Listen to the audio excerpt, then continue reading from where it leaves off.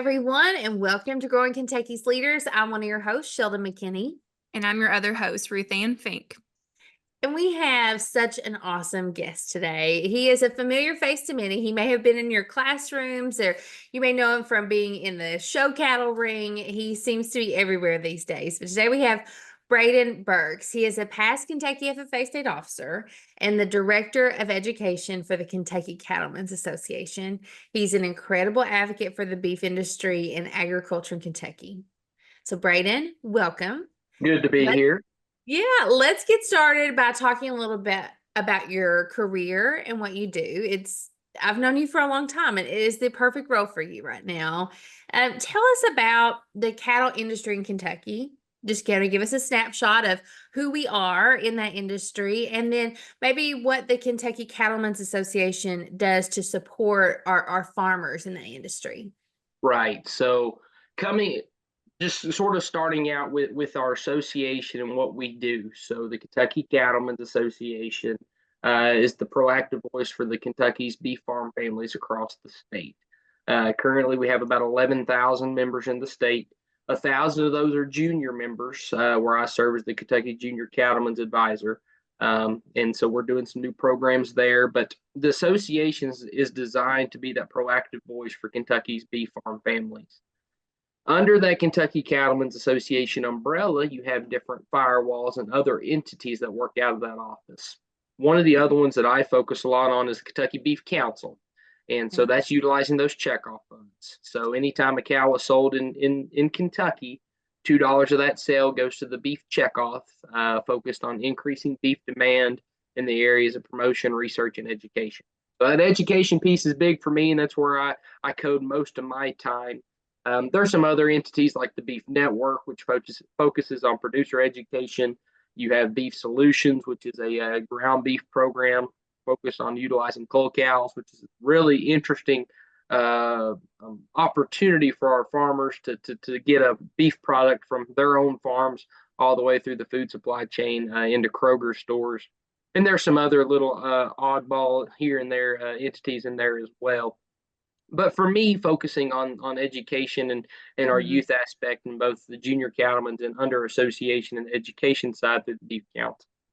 Currently in Kentucky, we're looking just shy of 32,000 beef farm families. Average herd size is about 27 head in Kentucky, which is smaller than what a lot of people might think. And knowing that information, most of our farmers are part-time farmers. I don't know the exact density, but Kentucky has one of the highest cattle density populations in the country, meaning that a lot of our cattle are together in high concentration areas. So if you think about Kentucky, and you all like this going back to my FFA roots, look at your hand, where are you on your hand? Most of West Kentucky, we have all of our crop ground. East Kentucky, we have a lot of mountains, right? Mountain goats, not many mountain cattle. So most of that central belt is where we find most of our cattle in Kentucky.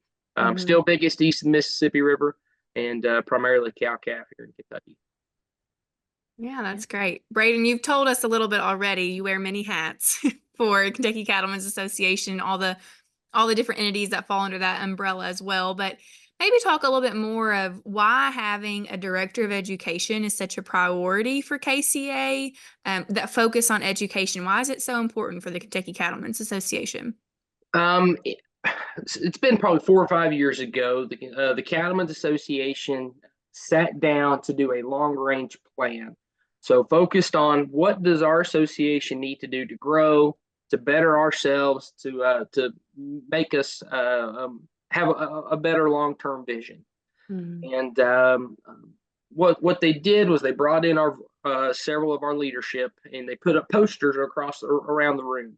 And they had different topics, anywhere from youth education was one, anywhere from beef supply chain, all different aspects. And they asked our board to put these little sticky notes, these little dots across the room on those Post-its. And youth education was one that was of a high priority. And so knowing that information, that was something our volunteers, our leadership wanted to have. This position really sort of molded and evolved.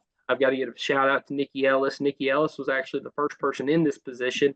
And when I found out this job was coming open, Nikki had called me to let me know that it was going to come open. So I've got to give Ellis a shout out there. But that's where this position really stems from. My background is in ag education. I got my degree from Western Kentucky University, ag ed with a minor in sales, and really enjoyed my student teaching experience with Bethany Garmin there in Russell County. Thought I could go and be an ag teacher, but wasn't sure if that's exactly what I wanted to do. And then when this position came open, I get to talk about beef and cows all day. What better position would I have enjoyed? And still getting to teach in some aspects. My classroom just may look a little bit differently sometimes. So tell us, where are you teaching? You're going into classrooms, but what else do you get to do? So different ways. One of those classrooms that I actually have that I guess is my home classroom is called the Yards, and it's housed in Bluegrass Regional Marketplace there in Lexington. I don't work for Bluegrass, but we pay rent to Bluegrass for that classroom. And the YARD stands for Youth Advocacy, Research, Demonstration, and Sustainability. So we want to bring in outside groups into the classroom, talk to them about how beef gets from farm to plate, talk about beef cuts, everything in between, and then they get to go watch some of the cow sale. And so that's always a really good field trip, free for our ag teachers. We also really have expanded to the family consumer science realm as well, trying to help teach and share some of those aspects with those teachers who are really consumer focused. And that's one thing that we want to make sure of is we know we're not going to make everyone become cattle farmers. We understand that, but we want to make good beef advocates. And that's where I feel like our main focal point is with that classroom. So there are days that there was one week I had 30 high school animal science students. The next day I had 50 kindergartners from downtown Louisville. So you've got to be able to be flexible and share the beef message, with two different audiences. We do other programs as well, so in terms of what my classroom could look like. We're at the state fair. We're at other consumer events. We focused on this past year on creating some new events that would help make some meaningful change in some of the lives of our youth. One of those is the Junior Cattlemen's Academy, so focused on hands-on producer education type realms.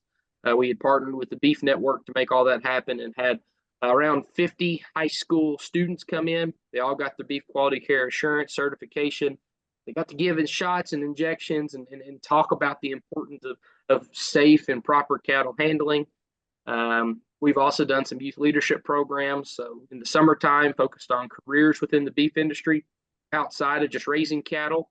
And another big program we do is called the Nibbles Trip, Nebraska Youth Beef Leadership Symposium.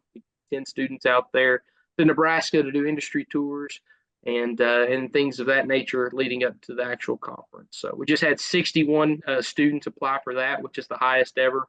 And we're really excited in how those programs are growing. That's really great, Bradon. I have got to watch you grow in this role and watch this role grow as well. And just the impact you're making is just so great. Well, I've got to give a shout out to you, Sheldon. So actually the first time I ever stepped foot in the Yards classroom was on our industry tour as a state officer. And so I wish I would have known full circle that's where I would have ended up being. And one of my first weeks on the job was hosting the state officers at the Yards classroom. So from being a state officer sitting through the Yards classroom to then being on the other side of the table there, it's pretty cool. So I gotta give FFA some love there. Well, thank you. That touches my heart. But ag teachers have this opportunity. They get to show careers to students and show possibilities. And I get to do that with the foundation too. And there have been so many state officers that we've gotten to take at places. And I've kind of thought, man, this would be a great fit for so-and-so. And I thought about that then, and it's grown. Proud of you. It's been fun. I want to talk about how young people can be advocates for the industry. And so there are a lot of misconceptions about cattle, about their impact, about nutrition. How should young people who really care about this industry stay informed, and how should they share true messaging? Right. And that's a tough one, right? Because I think I think it depends on the audience you're talking to. There's always going to be that group of people, you're never going to change their minds. They are stuck that what they believe is what they believe, and I guess props to them for feeling so passionate about something. But we want to make sure that we're informing those people who are able to have a change of thought, who are able to have a change of opinion. And for us, it's how can we make sure that they are understanding the truths of the industry, right? More than 90% of all cattle farms and ranches are family owned and operated. We don't see these big factory farms that a lot of people are so scared of or scared or of what's going on. 85% of all beef producers are BQA certified. So they know the proper handling techniques. In Kentucky, I probably would argue it's higher than 85%. And so we want to make sure that we're sharing those things because what the consumer thinks they know may not necessarily be what's actually happening. And some of those questions that we get at State Fair will just baffle you, right? Us ag kids, because of ag education, we know that cattle are ruminants. They have a 4-compartment stomach, so they have to have grass or hay. So when they see grass-fed cattle, well, duh, all cattle are grass-fed, right? That general consumer doesn't think that. They think we're pumping corn and everything else in those cattle. So as our ag advocates, as our youth, I would say, just have conversations. People want to know what you're doing. One of the pieces of advice I was given once was people join people. People just want to understand what somebody else, where they're coming from and what they're seeing. So as an ag student, you may think that you're not the smartest or not the sharpest in being able to share what you're actually doing, or no one really cares. But I promise you, they really do. The consumer wants to know what you do and why you do what you do. They don't understand that passion that we have for this industry, the things that we get to be a part of.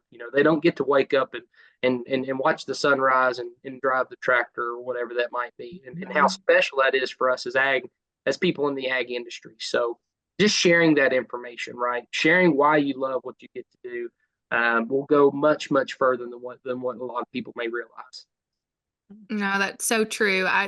You all know this, but I did used to be a middle school ag teacher before joining the Kentucky FFA Foundation. And Bradon, that reminds me, I used to always tell my students, like, when it comes to all this information you all are learning, it can start in the grocery store with just your mom and dad about helping understand different labels. Like, you don't have to have this big, large audience. It can start small. So I think what you said, I hope a lot of students that are watching this really take that to heart and take it as a challenge. I think that's great advice. Well, Bradon, you are a great example of a young professional in the agriculture industry, especially here in Kentucky. I wanted to ask you about your experience in FFA and maybe what skills did you acquire and learn in FFA that have helped you become a young professional in the ag industry today? So I guess my start in FFA, in ag in general, was through my first words were moo cow. So ever since I was born, I could walk and talk. The ag industry, the cattle industry specifically, was a part of me. All of my family were involved in FFA. My mom was actually her chapter sweetheart. So I remember seeing her white jacket and then wondering why everyone else's were blue, and eventually found out all the how special a white sweetheart jacket was. But showed livestock growing up, started with goats primarily. We had cattle.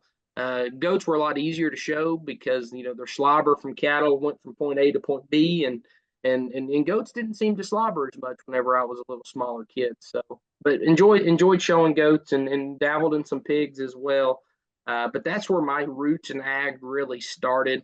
And I knew I wanted to be involved in FFA my freshman year. My first day of ag class, I walked in and Doug Berry, my ag teacher, freshman year, said, opened up a $20 bill. And he said, whoever could recite the FFA creed first would win $20.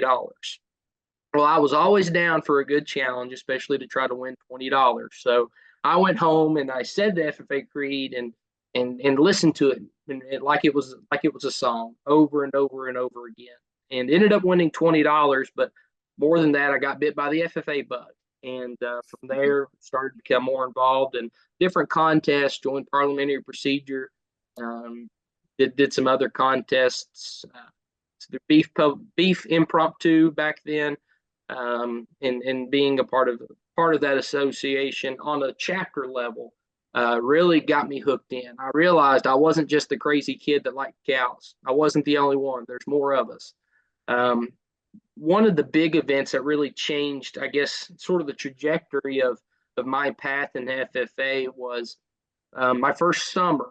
I couldn't go to FFA camp with my home chapter. Church camp was going on that week or something. But I had some very good friends at Hart County. Grew up showing livestock with Ashley Quiggins, formerly, and she said I could go to camp with them and talk with Dr. Christy Guffey. Guffey was all for it, and got to go to FFA camp that very first year. And I met so many people, and just felt like I could finally be me. I didn't have to try to fit a certain mold or whatever that might be. I finally found my crowd where I could just be Bradon. And for me, that meant a ton. And I met so many people, and throughout the rest of my time in FFA, I have found that I work with today, I talk with today, my best friends that I communicate with, most of them all come from whenever I was wearing the blue jacket. And so for me, it's special to see that and to be on this years later, to look back and realize how big of an impact the FFA had really made on me. I met you talk about Go ahead.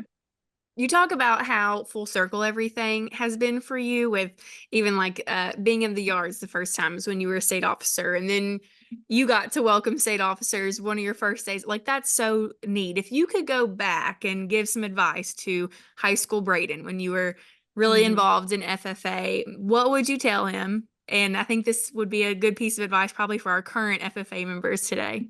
I would just say just live in the moment, soak it all up, be a sponge. To me, there's no time like being in the present. And there's always whatever that thing is that's in the back of your mind, it can wait. Just truly live in the present with where you're at, because you're not going to get those moments back. I would love to go back to FFA camp as a camper one more time. I'd love to go back to convention, as an FFA member one more time. Can I do those things now? Yeah, I can volunteer at camp. I can help judge a contest at convention and things, and I enjoy getting to do those things. But it's different, right? And so I would tell those members just to live fully in the present. Take that leap of faith. If you're not sure if you should do, go on that trip, or you should try for that team, just give it your best, and don't look back having any regrets. That was a big piece of advice I was given. Whenever you're in a position of being able to try something new, don't look back and wish you would have, right? Go through it and say, I don't have any regrets, and then whatever happens is supposed to happen, and you'll be able to keep moving forward from there. Yeah. That's great advice, Bradon. That's awesome. Thank you for that. That's so true. Let's have more of an industry focused question now. And you don't have to have all the answers, but maybe give our listeners some homework here and tell us where we can find the answers. Maybe our students are preparing for contests in the spring. They're thinking about writing speeches or just need to brush up on some issues. What are the top issues kind of on your mind right now about the cattle industry that you wish people were more informed about? That's a good one. And one of the big pieces, and I think it's more than just the cattle industry, I think it's the ag industry as a whole, that I'm seeing right now is the urbanization of rural areas, especially in Kentucky. We're seeing our towns expand. We're seeing farmland being lost because of that. We're seeing a lot of our acreage go to these big companies who can buy out our farms for lots of money, split them up into subdivisions, and then sell those for housing developments. And that's tough, right? Because you can't really knock the farmer for being able to sell their land for a lot of money, but at the same time we're losing cattle ground, we're losing farmland. And so I think that's a big key issue right now. I don't know how we solve it. For me, I think that there's a lot of producers today who are selling out. Maybe their family members don't want to continue on that family farm. But there are a lot of youth today who I'm not sure know about the opportunities to be in the cattle industry and would like that opportunity. So maybe there's a way we could partner those two up. Maybe we could find those youth who want to produce cattle, who want to be involved with those those older producers who are at the end of their careers, who may be selling out and they want to see their family farm continue. Maybe there's a way we could partner those two together. Don't know what that looks like or anything like that, but I think that's a big topic right now that needs to be addressed more than what it is. How do we put those two groups together to continue our cattle production, to continue those family farm legacies that our producers currently have? That's great. Yeah. That's a really popular topic right now that I hope young people are thinking about as they're entering the workforce and the agriculture industry too. Yeah. I think our members need to think too. And Dave Maples, the executive at the Cattlemen's Association, we just came off of our big Fall Classic event this past week, and he came into the office Monday and said, I sat down with some of your junior board members and was asking them lots of questions about the future of the industry. And he said, Brayden, they didn't know, but I really liked sort of where they were coming from. And I think that's a key thing is our youth today, they're looking, the older audience, they're looking at us. They're looking at what we're going to do. What are our ideas? What are our thoughts and opinions of how the industry is going to evolve and how we can keep this thing going?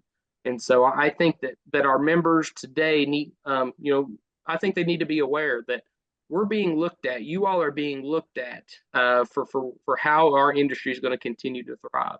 And so be aware of those things. Don't think that's a lot of pressure, but be aware that your opinion matters and what you feel like needs to happen in our industry is valued. So really think through what your opinion could be in that and what are the ideas and that just goes not just within the cattle industry, but in the ag industry as a whole. How are we going to be able to make our ag industry continue to thrive for years to come? Yeah, that's great. Thank you, Bradon. Well, with Bradon, we always ask our guests the same 3 questions as we round out a podcast. This has been a great episode with you, hearing about the cattle industry and your role and your time in FFA. I'm really looking forward to hearing your responses for these 3.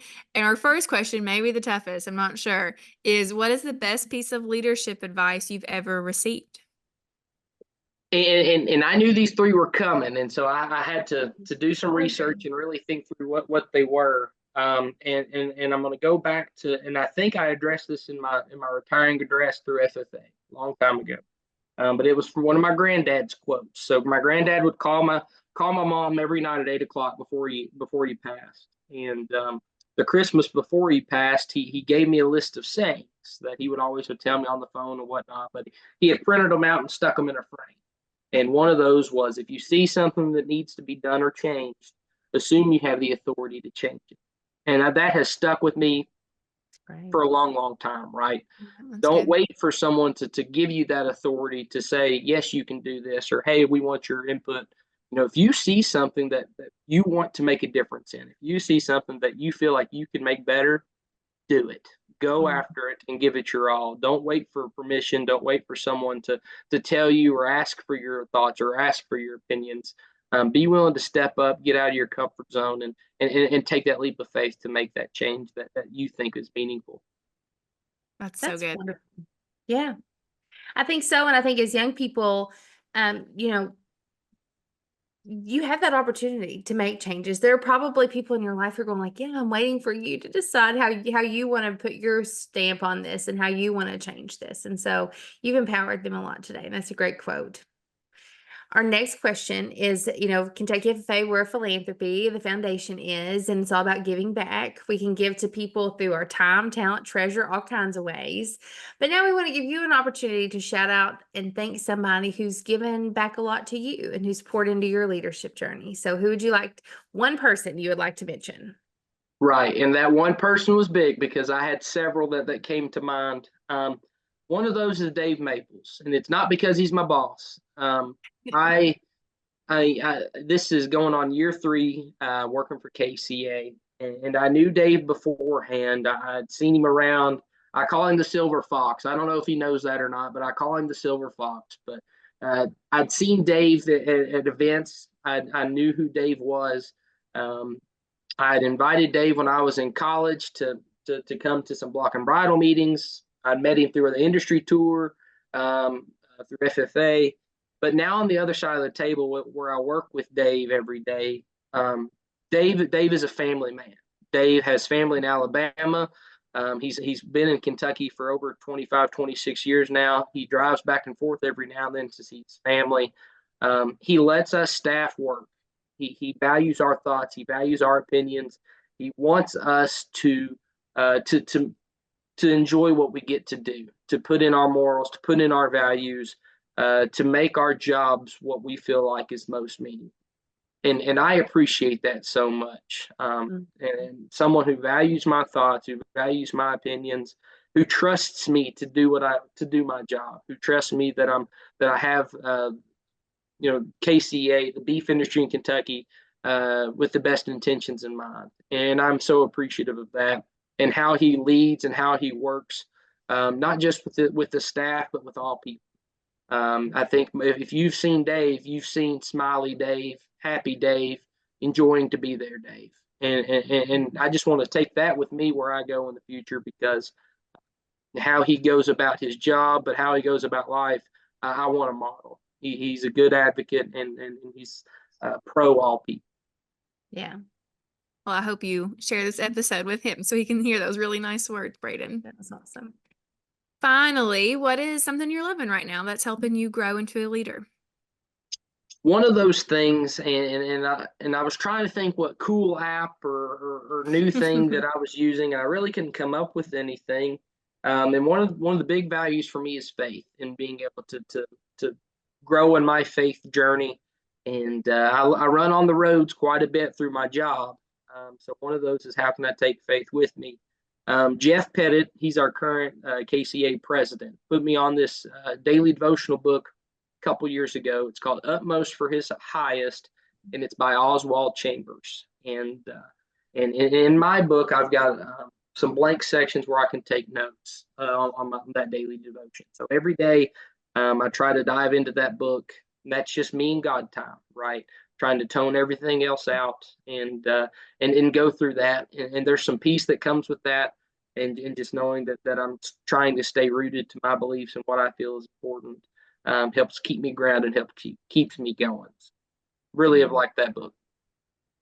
That's wonderful, Bradon. Thank you for sharing that, and we'll link that in our show notes too if people want to check that out. And I just want to thank you for being with us today, and thank you for the support that the Kentucky Cattlemen gives us. They're a great sponsor to Kentucky FFA in so many ways, and it's just a partnership that's grown over the years. And I think that it's helped. Kentucky FFA has helped the Cattlemen's Association, and the Cattlemen's Association has helped our FFA too. And in turn, it makes the whole agriculture industry of Kentucky stronger. So we're true partners, and you have just been great to help lead in that way. So I'm so grateful for you. Thanks for being with us. Thanks for letting me be here. It's been fun. Appreciate what both of you do. Yeah.